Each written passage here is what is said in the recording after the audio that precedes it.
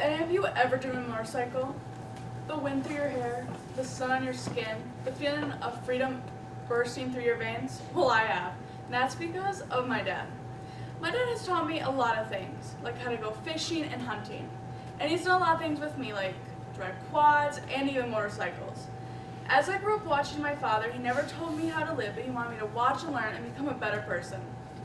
Some of the things me and my dad do together are go fishing. The swampy water, the lily pads covering the sides. All of it is pretty interesting. He's taught me at a young age how to go fishing because he really liked to do it. He's like, let's have a little companion. We usually use his items, like his pontoon, his boat, and his baits. He doesn't like it, but he has to get used to it. We bring my mom and sometimes my brothers. We have a pretty good time, except when my dad decides to drive crazy when we go fishing. This one time, he pushed me off the boat. The cold water shocked my skin, and I had to swim all the way up to the dock by myself. The mushy ground felt like mashed potatoes in between my toes, and it was not an enjoyable experience. But as soon as I finally got to the dock, he laughed at me, and I had to walk all the way up to my grandma's house. Another outside thing me and my dad do together is we go hunting. I got my hunting license when I was in 6th grade because my dad liked to do it again. But I realized very fast it was not fun. You sit in a cold stand and just wait for hours till a deer maybe will come up. But the only time I've had fun hunting is when we small game hunt or walk around the woods, because you gotta be very quiet and you get your blood pumping so it's not as cold. But usually I don't hit that much stuff, but I hit dead trees and sometimes I'll hit a squirrel, but that's very rare. But this one time, my dad hit a squirrel and he shoved it in my pocket. Now, this was very traumatizing for me because as the day went on, it got colder and colder until we finally got to my house and it was frozen. But with all that aside, on a cold morning, frost on the grass, the sound of leaves breaking beneath your feet, it all feels like some kind of fairy tale. In the winter time, I have to haul all of my supplies. And how do I do that, you ask? With a quad. I've been driving quad since I was 4 years old. I had this blue one, but I kind of blew it up. And I also grew out of it a little bit.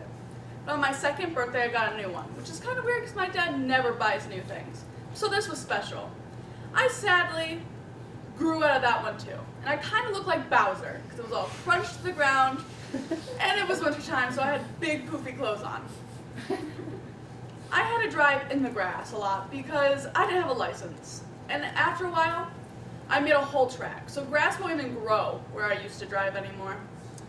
Plus I've hit a lot of things. Like I've hit a bunny cage, I've thrown myself off and hit metal.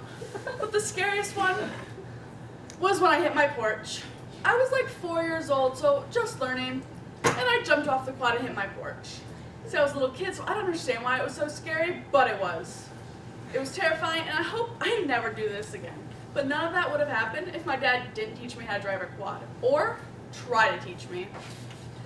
The only other thing my dad has really tried to teach me how to drive is a motorcycle. I got my mobile license about a year ago, but I wanted an upgrade. My dad did not want to get me a motorcycle because it's dangerous and all the things that could happen if I crashed. But after enough begging, he finally did.